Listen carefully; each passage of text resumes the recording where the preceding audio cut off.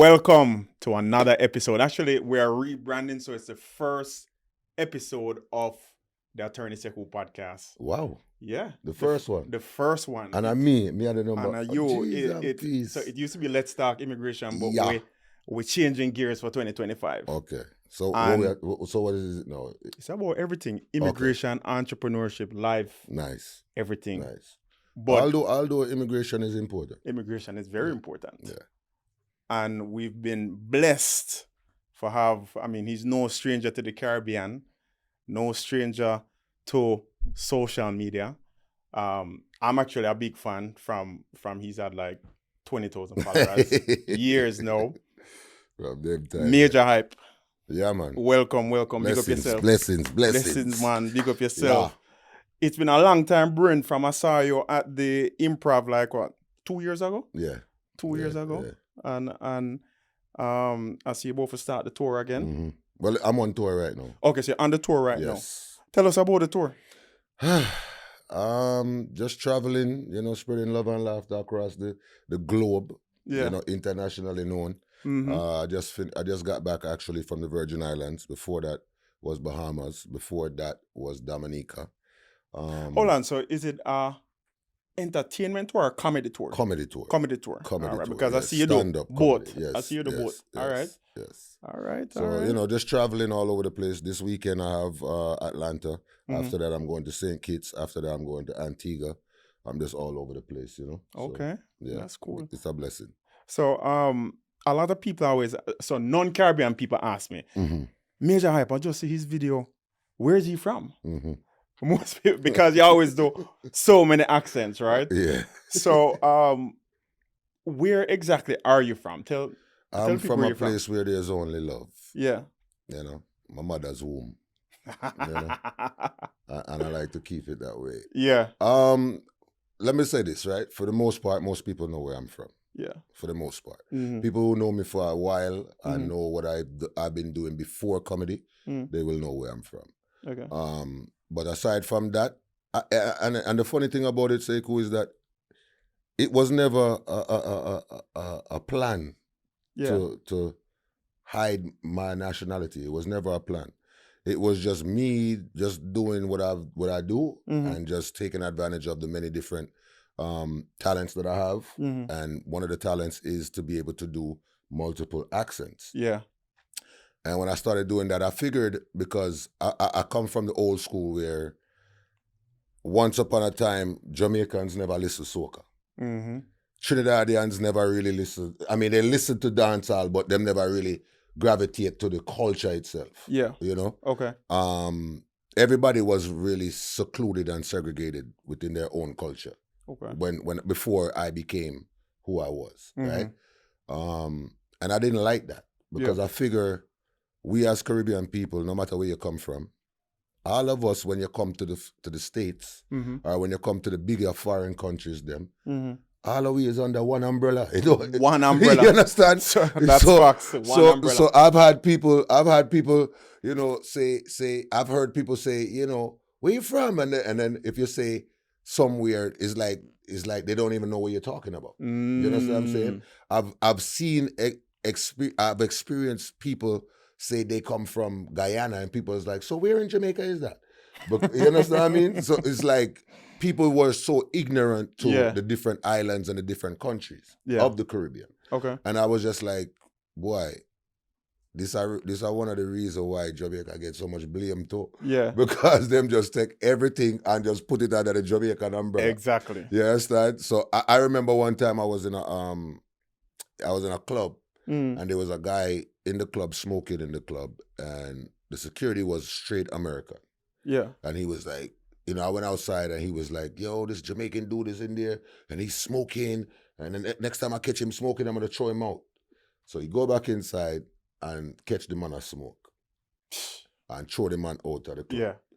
When the man come out of the club, me hear distinctively is a Guyanese accent. The man depend, oh, you scunt this and you scunt that. And he was just going off. And I'm looking at the security guy, and I said, he's not Jamaican, right? He was like, man, all y'all sound the same. Oh, my God. You understand what I'm saying? And I'm just like, boy, you see how things is? Yeah. So, for me, I just really wanted to unify us as a demographic. Yeah. You know, more than just for say boy, me a Jamaican or, you know, Mm. whatever, you know? So where did the inspiration come from a comedic standpoint, where you're like, you know what, I'm going to go on this comedic journey, but this is going to be my thing, accents. So growing up, I remember watching, of course, the Olivers, the Juki Jam, the Bad Boy Trevor skits, and I remember watching and seeing Sprang Along from Trinidad, Larry Joseph. I see Trevor Eastman from Barbados, and it always was a predominantly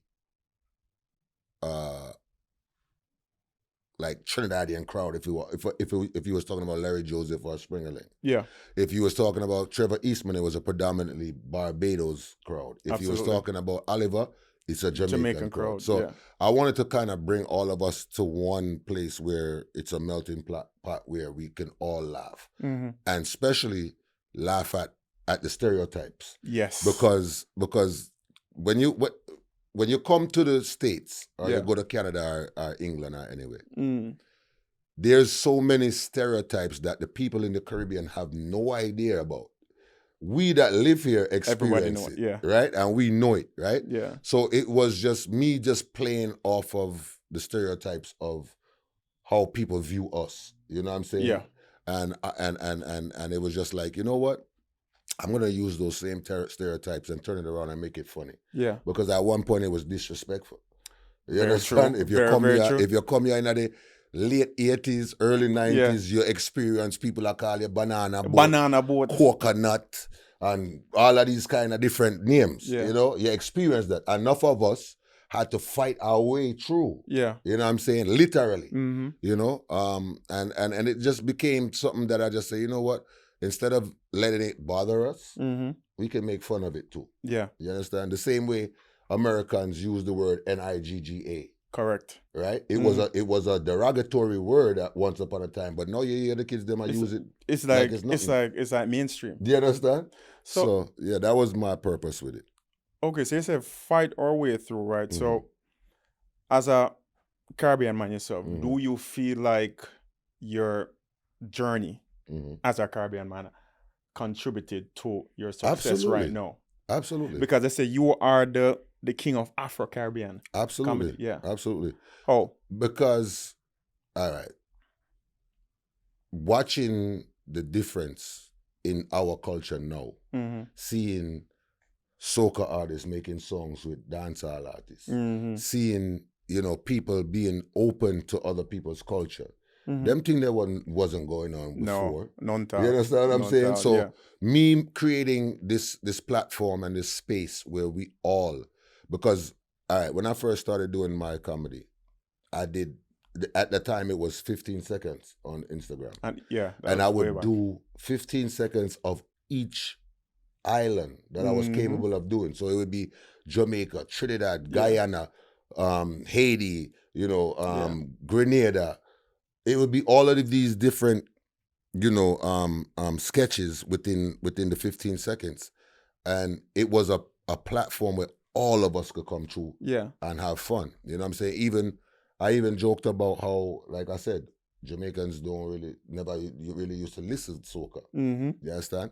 Back in my time, it was Tiny Whiny and Dollar Wine. Exactly. And if you play anything after that, we are going yard. You understand what I mean? Exactly. We know why, you know, not all night soca, nothing. You understand? So for it to be that predominant now, where you see Jamaicans going to those kind of events and intertwining with the cultures and stuff like that, it just shows me that my work wasn't in vain. Absolutely. You know? So before I move on in that direction, so how you get for come up with the idea for say, yo, I'm gonna just start them 15-second skits and different characters, and people actually follow the characters. Right. Yeah. Right. I mean, how did that people birth? Love the character more than they love me. Exactly. Today, all right, for example, today I was in the farmer's market and a woman walked up to me and said, Mitzi, you're outside. Exactly, Mitzi. I said, me don't name Mitzi. Like, you know what I'm saying? But it's just the characters that they love, right? So for me, and most of it happened, I have to always say, is by God's grace, right? Yeah.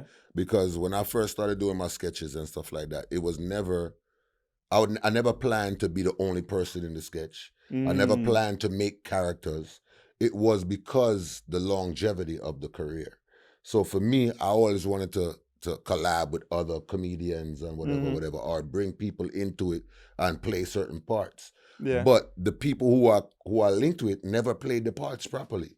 You know what I'm saying? So if I wanted a female to come in and play, for example, I created Mitzi.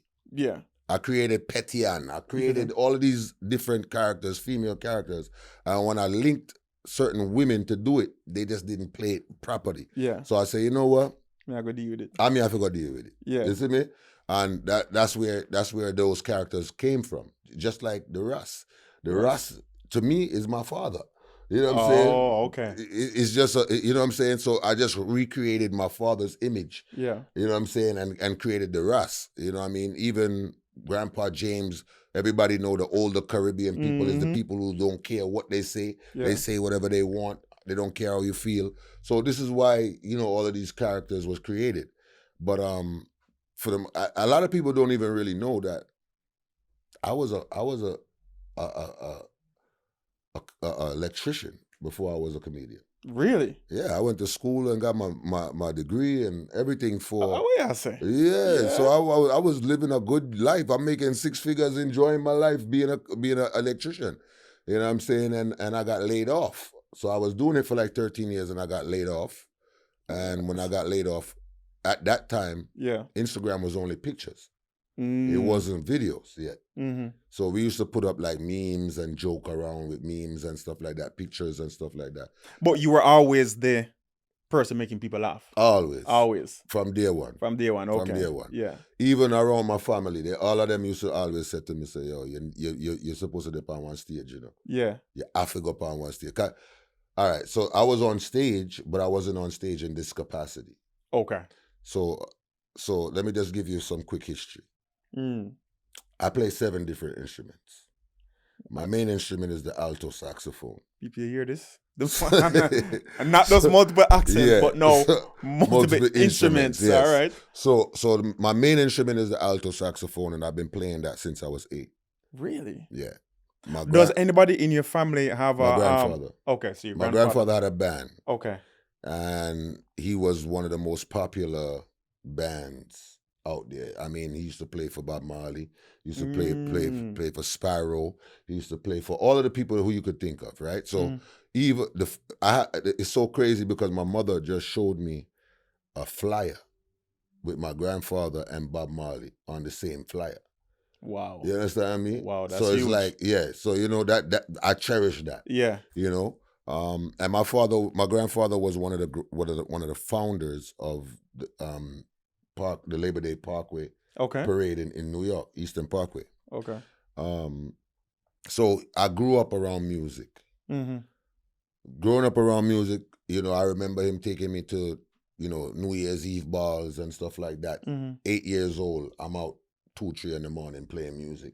It was just like this big. It was like this.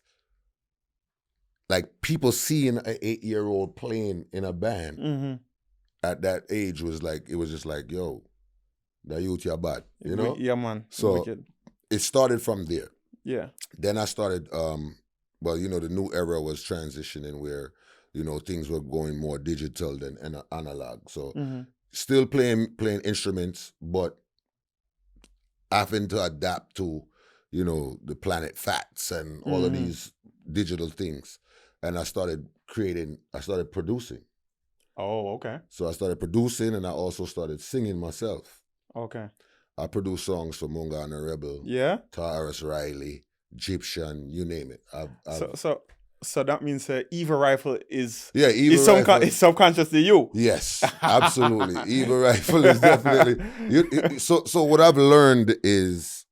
By the way, Eva Rifle is one of the characters. Yeah. In when his mother skits. always I stop it from being great. Yes. I've learned that people accept different tiers of you when it's in a different light, Facts. right? Yeah. So if I just came out and said Majah Hype Mm-hmm. and me I do music, they would have said, boy, I mean I come here for that, you know. Yeah. Our jokes become for. Exactly. So since I'm that comedic person, I created Evil Right for the be comedic, but also talented. Yeah. You understand? Just like Sister Sandrine. Mm-hmm. Sister Sandrine had, you know, her own character, her own show and all of that stuff. Yeah. You know, that was called Pum Pum Maintenance. All Where right. I was just giving advice to females. Yeah. I know Majah Hype couldn't go up on the screen and do that. Yeah, You're mad. exactly. They would have, No. what you know about But- this and that? What you tell woman this and that? But when the grey wig and the glasses is on, them listen. Do you understand? Plus out in mainstream, they say comedians get passes and a lot of things. Yeah. Well, not Sometimes. now. I don't know. Not as much, yeah. Yeah, not as much. But before, yes. Mm-hmm. Before, you know, comedians were the people that said the things that you thought but didn't want to say. Facts. Okay. Now, Yeah. the world is so sensitive. Very that sensitive. You might say the wrong thing and get canceled. And I'm trying to cancel it. Yeah. I me get canceled about 4 times already, but all right. But you're still there. I'm still there. You're still there. So God is good. all the time. So you are at this major stage right now. Mhm. I mean, a level of success. You've set the path for other comedians because now there are Absolutely. more Caribbean comedians coming out of the woodwork. Mhm. What has been some of the challenges that you've experienced to get to where you are right now? For lack of a better term, for boss. What, if you could say, the biggest challenges that you faced? I think that for me, my road is gonna be different from everybody else's, right? Because, for example, you have the Trabas them, you have the Dale, you have the Negos, you have, you know, all the World Dog, you have the Swiss Lee, right? That they call themselves comedians, right? But people directly know where these people come from. You understand? You have Junior Lee from Trinidad. You have so many different people that they are accepted because people know who they are and where they're from. Yeah. My path was a little bit different because that was the main thing. Everybody wanted to know, where is Majah Hype from? Yeah. You understand? So it's like, even if I go to Jamaica, them not gonna accept me because them not sure. If I go to Trinidad, them not gonna accept me because them not sure. Yeah. So it was more of a challenge for me. Okay. Right? But I think that I've opened so many doors for the people that's coming in.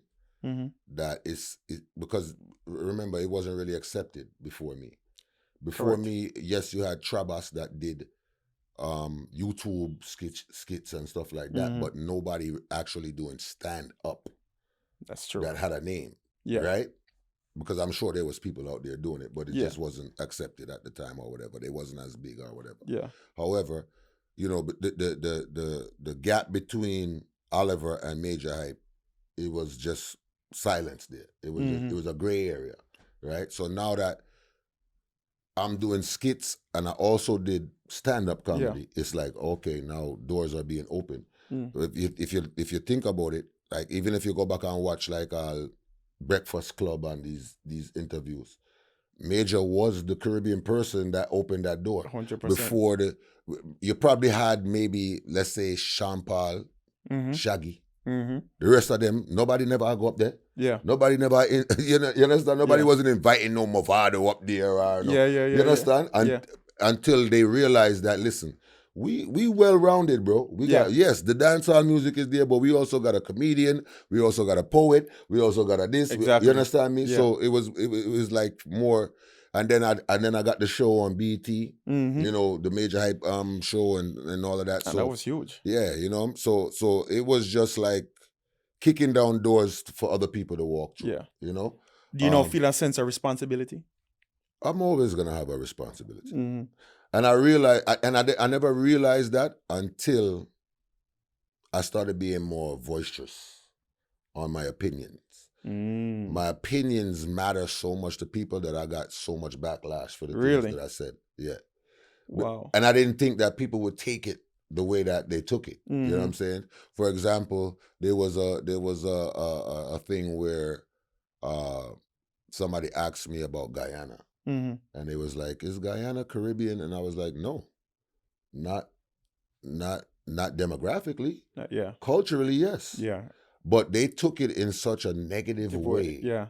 And I didn't expect it because I didn't think my opinion was that valid for them to even care what I felt. Yeah. But then, I had so many friends that's also from Guyana that was like, bro, you gotta remember you're Majah Hype, bro. You're that guy. You're the top of the top. Exactly. So for you to even utter something like that, whether it's taken in a negative or positive way, they're gonna take it as bro, like this is our guy. Like why is he trying to bring us down? You know what I'm saying? And I had to really like just backpedal and think about that and understand that my voice is bigger than what I knew it to be. That's what's up. Yeah. So, all right. So you were in New York for a while, right? And New York is a huge melting pot for Caribbeans, right? Yes. Why do you think so much Caribbean people want to be in New York? Knowing what I know now, I would say two things. First thing is the hype around New York. Like when you're there foreign country, and you hear about New York before you even come here. Yeah. So it's like New York, everybody feel like New York are this big rah place. And then when you go there, you're like, all right, big buildings, all right, bridge, okay. Concrete, that's it. Yeah, place dirty like our, congested, whole heap of people there, okay.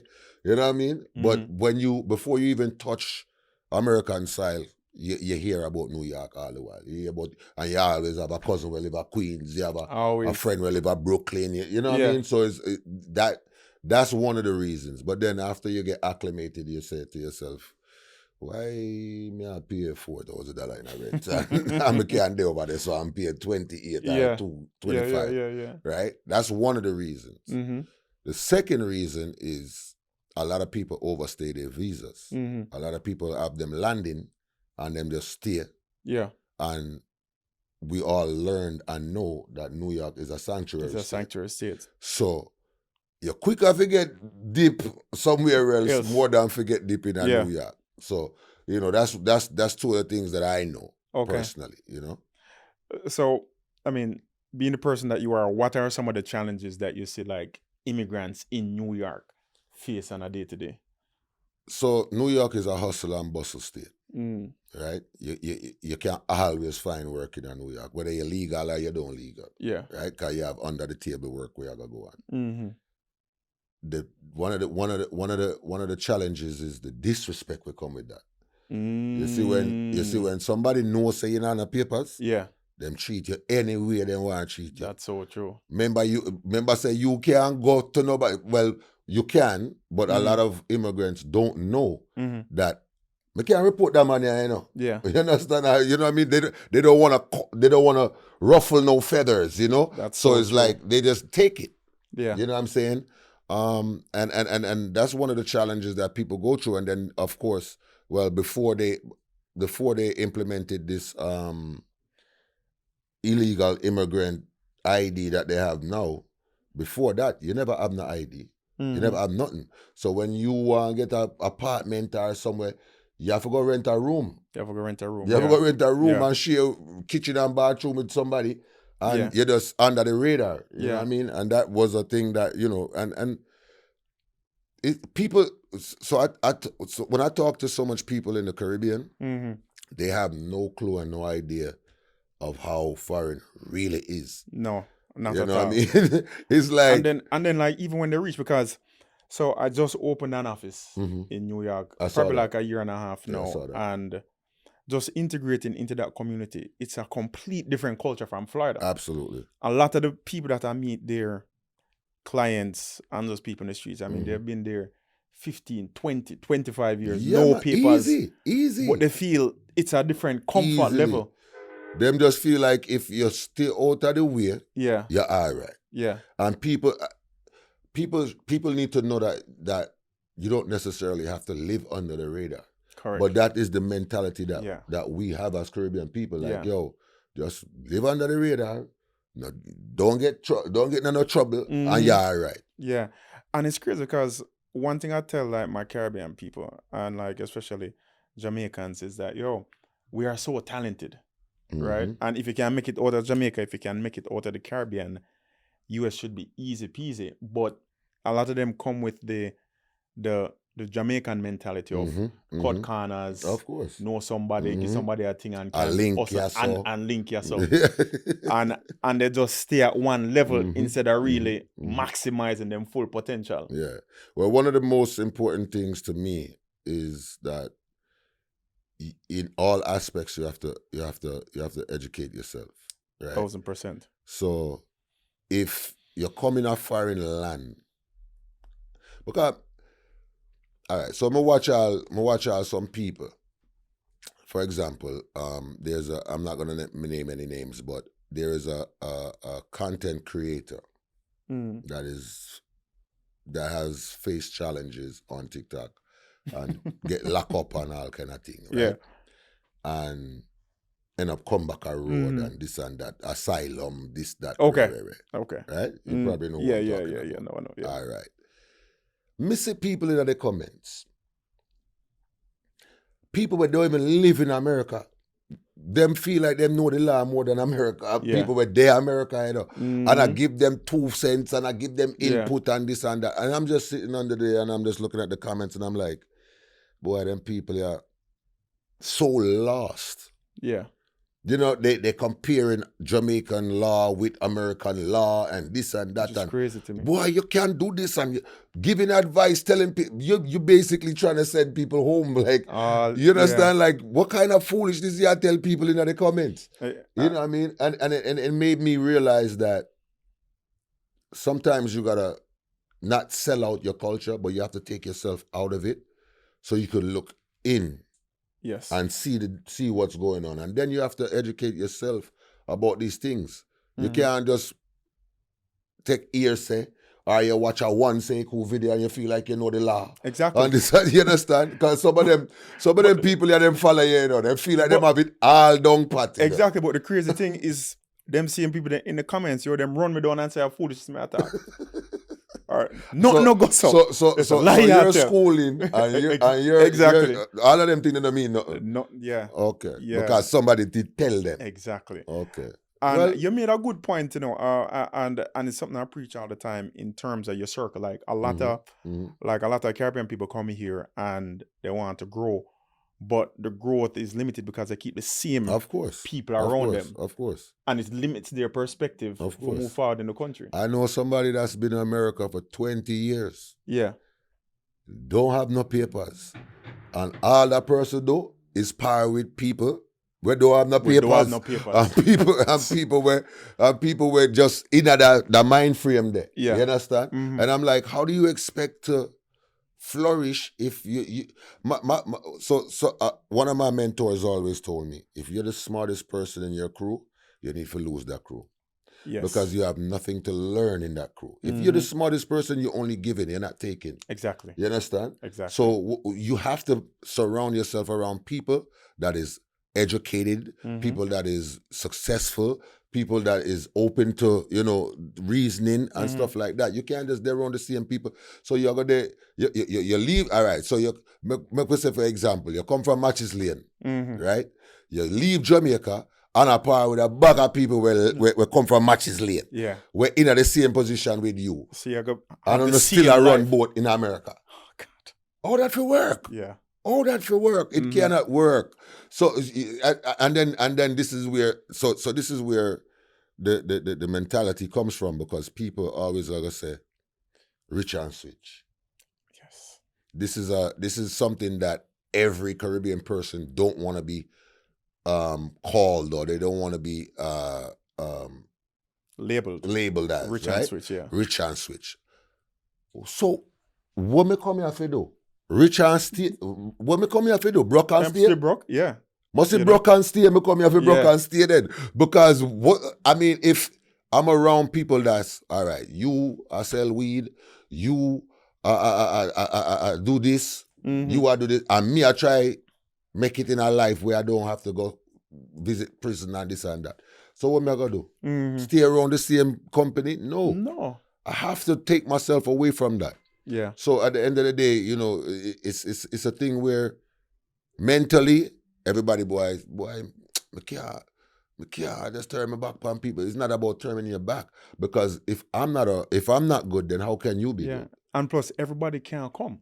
Exactly. Everybody cannot go through the door. Yeah. So people have to stay outside and you slip something under the door and give them. Exactly. Everybody cannot come. Yeah. So for me, I feel I do as much as I possibly can, and I think a lot of times people take my kindness for weakness, but I also believe that's where my blessings come from. Yeah. You understand? 100%. So I don't give with a heavy heart that something have to come in and return. No, me just I give because my heart pure like that. I know say God will always provide for me. Make you come back. You understand? Because like the Bible says, to whom much is given, much is required. Yes. You understand? So you have to know that this success is not only for you. It's providing for you to provide for others. Yeah. You know? So transitioning now, how do you see the Caribbean community transitioning into this next 4 years with the new presidency that's about to take office? Everybody kind of shaky right now. Yeah. Everybody a tremble. For me personally, so I'll talk on a personal standpoint first, right? For me, the way I vision us as Caribbean people, we always find our way. We've been through way worse than this. You know, we always find our way if we get through. Yes. You know, under all circumstances. So I mean, of course, some are gonna get caught up in it, and some people not. You know, the smart people will be able to, find a way to figure navigate themselves through it, and some people will get caught up in it. I genuinely feel bad for the people who cross the border. Yeah. Because when the border thing sound good and everything, but just because you're there in a foreign, but at the end of the day, you don't have a landing. Yeah. You know? Yeah. And I know a lot of people that got deported. Hold on. Boy.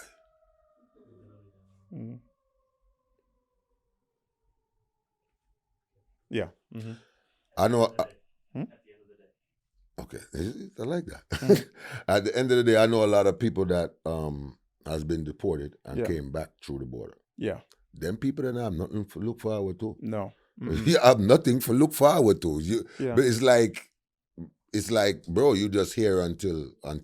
Yeah. You know? And the crazy thing is, so when I just started practicing almost 10 years ago, I probably had per year probably like 5 or 6 Caribbean people that came across the border. And over the last 2 years, I mean, it's like rampant over 100.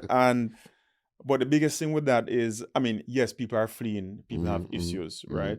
But the misinformation. Right, exactly. Every time I have a consultation with somebody who crossed the border that is Caribbean, and I tell them that, look, even if you get married to a U.S. citizen, you have to go back to your yard. You have to go back. You have to go back to your yard. Unless you do a vow or something. Yeah, because you don't do it the right way the first time. Yeah. And then say a lie, I tell. No, you have to go home. Yeah. You know? Even if you're married right now, and that's something what me know. Yeah. Even if you're married somebody right now, if you come through the border, you need to go do the process from your yard.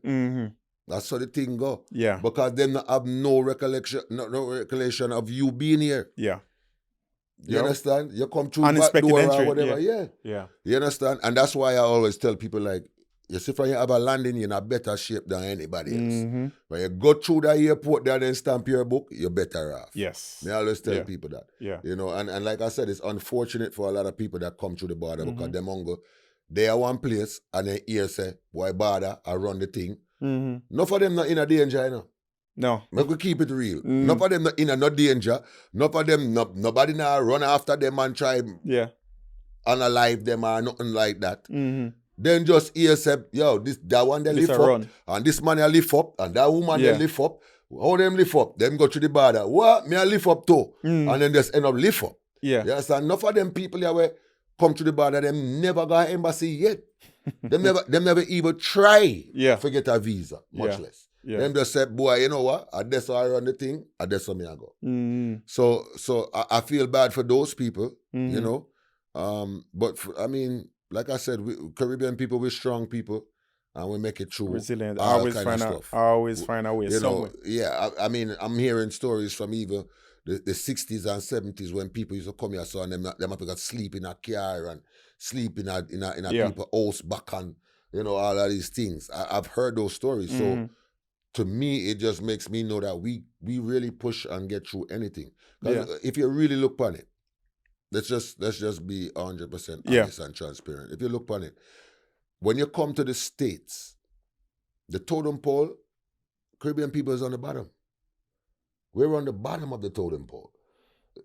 How long have Jamaicans been coming to America? Mm-hmm. Forever. The whole, I don't care where you're from, everybody know who Bob Marley is, right? Yeah. How come when a Jamaican talk, them not understand? But them understand Jesus, them understand Hector, them understand the Russians, them understand Germans, whether them come with them accent or not, them understand them. Mm-hmm. How come they don't understand when a Jamaican talk patois? That's a good question. Because it's not of interest. Yeah. It's not of interest. You understand? Mm-hmm. And they look at us, for example, let's just keep it real. Look at Donald Trump.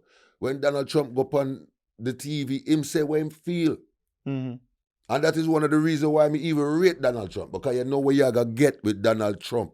Mm-hmm. Donald Trump now come pretty up nothing. We're going to send them back to their shithole countries and we're going to do it. He might tell you exactly how he feel. Yeah. You understand? Mm-hmm. So that's one of the things that I read with him. But at the end of the day, that's why I always try to explain to us Caribbean people, no matter where you're from, St. Vincent, St. Lucia, Grenada, wherever you're from, I always try to explain to them that y'all got to understand that African Americans feel like they have less of a head start than Caucasian Americans, right? So if African Americans that is born here feel like they don't have a head start, like they feel like they're the rest of the world behind, right? Okay. If they feel like that, then picture us we come here and we don't even know where to start. Yeah, but my thing with that is, I have a challenge upon that one. Is when Jamaican come here, right? They don't have the mindset like the white man is going to hold it back. Of course. Because the way how we grew up, you know, we see a person that look like us at the top. Yeah. Right? So, I mean, for me, I see there are two type of Caribbean people, two type of Jamaicans. I mean, the one who are uber successful and then one who just stay the same. Yeah. But I feel like it's those because... Those who want it will get it. Yeah. That's how I look at it. But I feel like we don't have that crutch that a lot of Black Americans may have because, I mean, they were here, they were oppressed, they have been seen as second class. So they have that from a mental state. But when a Jamaican come here, that isn't there. Right. So it's like there isn't a barrier to push through. Them just go after and get it. And I mean, that's just my opinion. There is a barrier. Yeah. There is a barrier because, like I said, being Caribbean on a whole, you know, that stigma still is alive and kicking. That coconut banana boat mentality is still there. Yeah. And if you get a African American mad enough, you'll see that's still there. That's true. You understand? Yeah. Yeah. Go back to your country, you old coconut and all that. You up on your banana boat. It's still there, right? Yeah. It's still there, right? And they and it's more of a classism thing.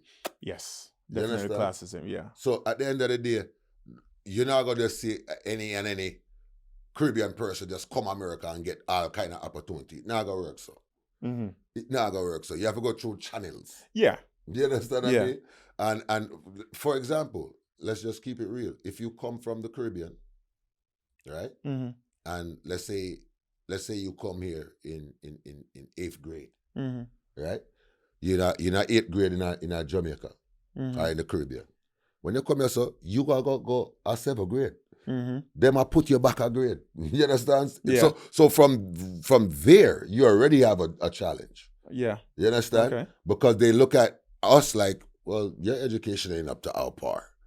So we're gonna put you back a grade. Opposite, because the schooling in Jamaica is more advanced at high school level. But them no feel so. Yeah. So them are gonna put you back a grade. Yeah. You understand? So things where you done learn already, you find say you learn it again because because you come to America, so you just learn the things them over again. Yeah. You understand? So for me, it's always gonna be a challenge there. Yeah. You know, and just to reiterate what we was talking about before, it's just those who want it will get it. You know, changing your surroundings and changing who you are as an individual doesn't change you as a person. And being real to yourself doesn't mean being real to others. Yeah. Because a lot of us live under the stipulations of trying to keep it real so much that you lose yourself. Yeah, like they get so woke. You they lose get yourself. so woke that you lose your fundamentals and your foundation. If Uncle Harry call me every month and him want a thing, figure go half track betting and this and that. Oh me, I go if me not good, oh you are go good. Yeah. You understand me? If I can't dodge two of the call them from Auntie Marcia, then oh me I go good. You understand me? Yeah. It's just the facts of the matter. If you always gonna answer a 868 or a 876 number or a 246 number, if you always gonna answer them call there, we all know that live in the States, nobody not call you if you say, oh you're doing. We know that. Yes. Friend, family, whosoever, let's just keep it 100. Nobody now call you and say, boy, Sekou, you know my mind run by you good? I just make sure you're good, you know. Me no want nothing, you know. Yeah. Nobody now call you and say that. Yeah, I get a follow-up call after get that. the call. And even if them do that, I could say them do that today. Yeah. And today I could say today Sunday. Yeah. By Tuesday, the follow-up is coming. It is coming, guaranteed. So I go on, brother. No, say me rent a vehicle and touch the fender and me have to go carry back the car by Thursday. What I need for fixing it. So it always come with that. So when you know that, you already have the upper hand. You understand? Me help out so much people, brother. You wouldn't even imagine. And at the end of the day, them people that go them way, them do them, and that's it. Yeah. But like I said, I don't do it with a return plan. No. I just saw my odds here. So, you know? So we spoke about the effects of Trump, but there's an unpopular opinion for immigrants in terms of the benefits that Trump may bring, right? And it's another side of the coin again that is unpopular, based on him being a business president, more business opportunities, of course, more specialized immigrants. How do you see immigrants benefiting from a Donald Trump presidency? The legal ones or the unlegal ones? The legal ones. Okay, the legal ones. Yeah. Okay, well if you talk about the legal ones, yes. Then of course, as you said, Donald Trump is a businessman, right? He's gonna implement some things where, of course, if you're in a certain tax bracket, you're gonna benefit from it.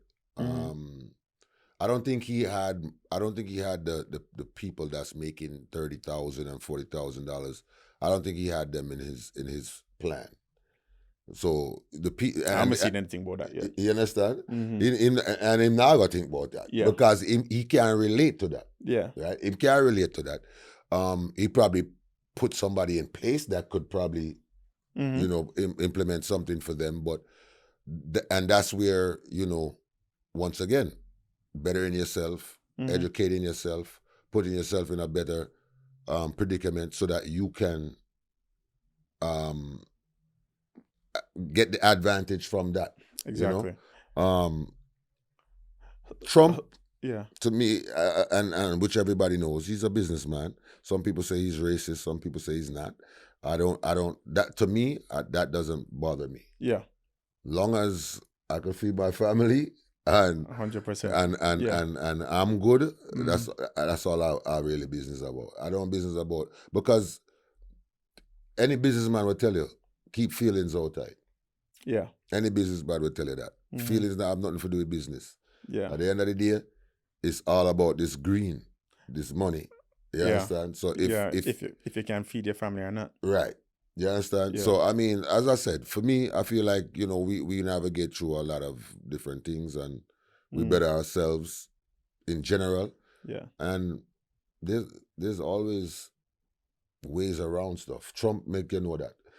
You understand? Trump Him already everybody. tell we say, yeah, there was loopholes and I took advantage of it. What's Exactly. wrong with that? But You know? about the crazy statistic that came out from the voting of this year, Mhm. because the man win the popular vote And it's the electoral. Yeah. and electoral, Mhm. but also it's the most Hispanics ever voted for him, most immigrants ever voted for him. Them same one yeah. have to go home. Why you think that change did come out?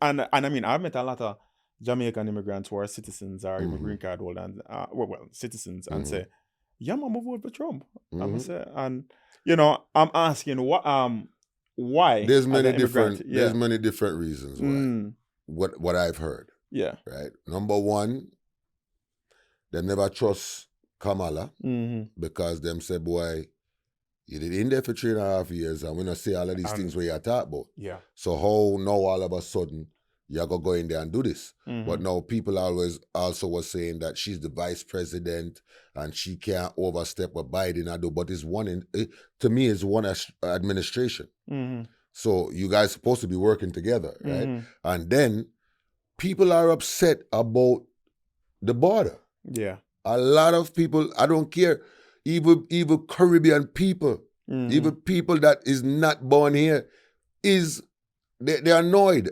at what they see with this border, because at the end of the day, think about it. People where go to embassy get turned down all 3-4 times and then finally get through. Yeah. They They do it the right way. They do it the right way. Yeah. And if you know say a man will get deep running back into the place. Mhm. A man where a big criminal in a Jamaica or in one next Caribbean country running at the place. Yeah. Them annoyed. Mm-hmm. And let's keep it real. A lot of them need to go home. Mm-hmm. I might get some flack for what I just said, but a lot of them should go home. Yeah. Yeah. Mhm. A lot of people, because at the end of the day, me not fight nobody on how they get theirs, Mhm. right? But at the end of the day, it also looks bad, and that's why Trump is the way he is. Yeah. Because him feel like, oh, them a run through a border, and them come from shithole place and this and that. Him say it. Him say it that way. Yeah. And it's not all of us, like they say, one bad apple spoil the bunch. Well, then guess what? A whole heap of people will cross the border spoil the whole exactly thing for people who want to do it the right way. Yeah. You understand? And of course, we all have links and we all have, Yeah. but it is what it is. It is what it is, It's not gonna, it's not gonna change anything, Yeah. So as we wrap up, Mhm.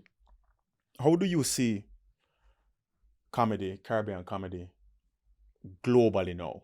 Globally? How do you see it growing globally and you changing that and being a part of that? There's a lot of new talent coming Mhm. out of the Caribbean, right? There's a lot of people that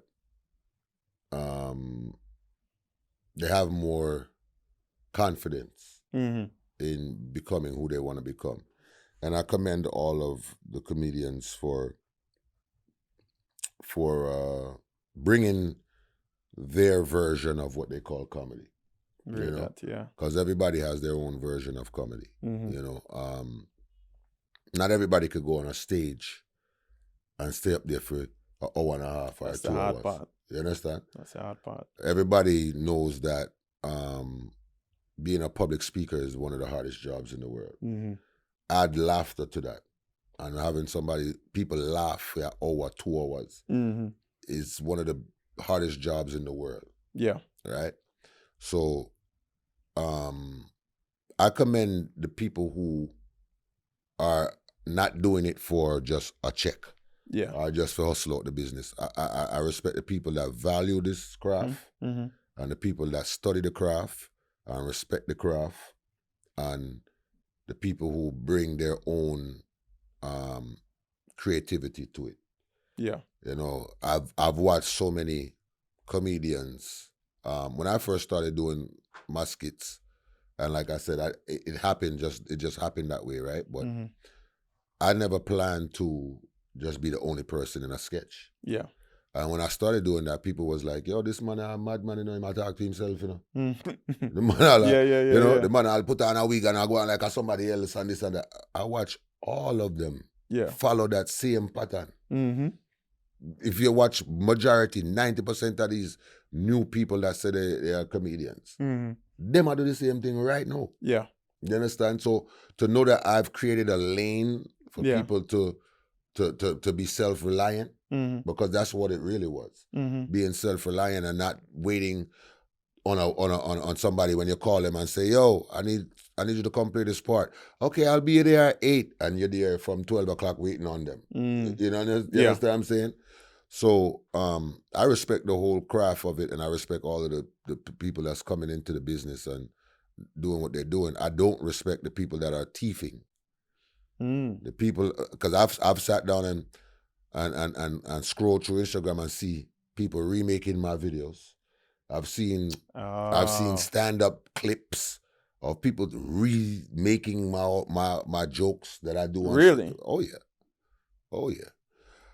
That's I mean, what they say, what's the saying that they say? Something's the best form of Imitation is the best form of right, flattery. there Yeah. you go. Imitation is the best form of flattery. Yeah.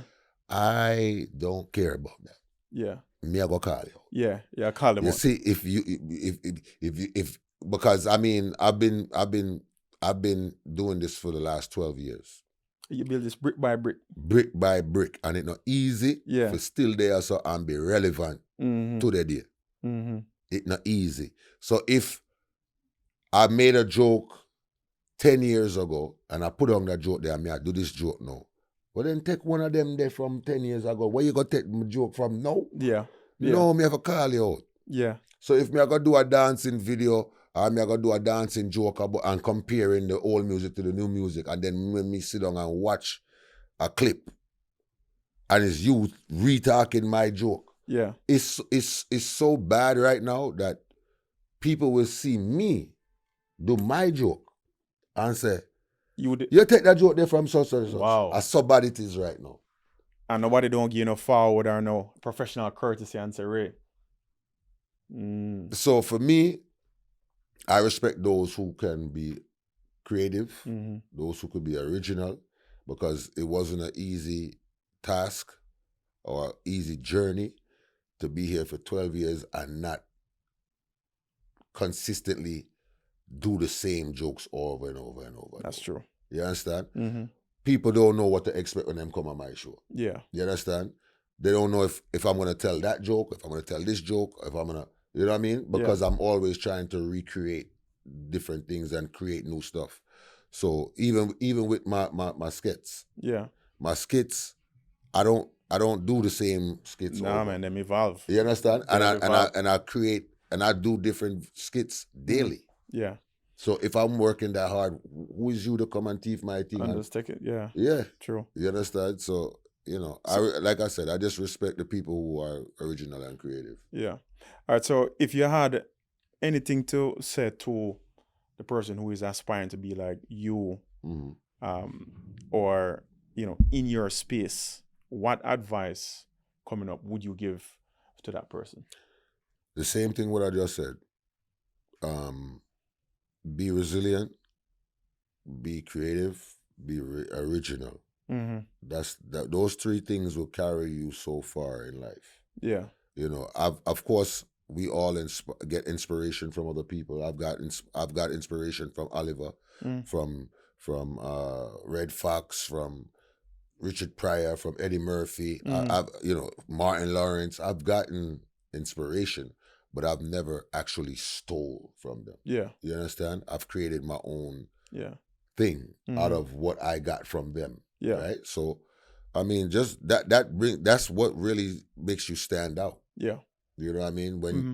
Because, like I said, for example, you had Chabas and all of those people that was doing skits. Well, not all of those people, because there wasn't a lot of people doing it at the time. But Chabas, you had maybe a couple other people.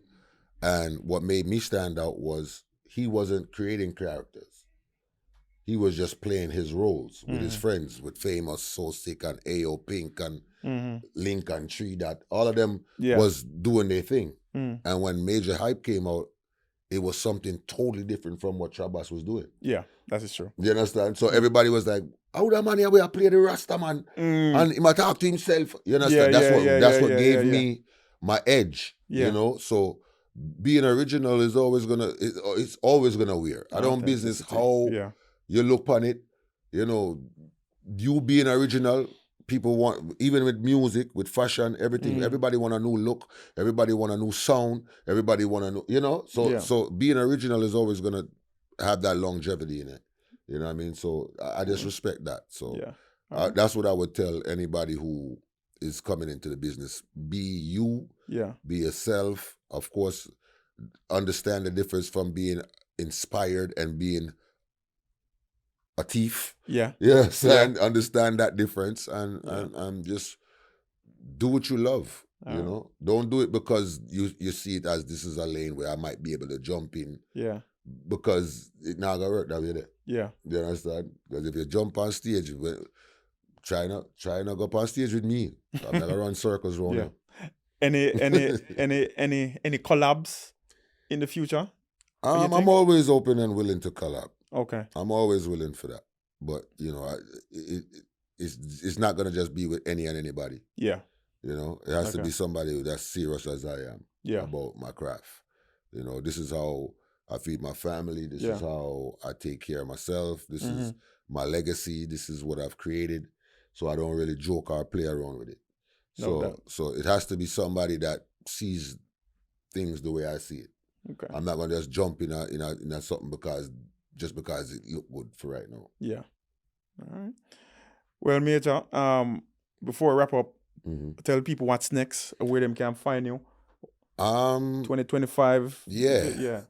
As of right now, you know, I'm still on tour. Like I said, November 29th to the 1st of December, I'm going to be in Atlanta. After that, I'm going to be in St. Kitts, December 7th. December 8th, I'm going to be in Antigua. And the dates are just rolling in as we go along. You know? UK tour coming up, a bunch of stuff coming up. So just stay in tune with my platforms. Majah Hype, MAJAHHYPE. You can follow me on Instagram, The Real Majah Hype, on TikTok.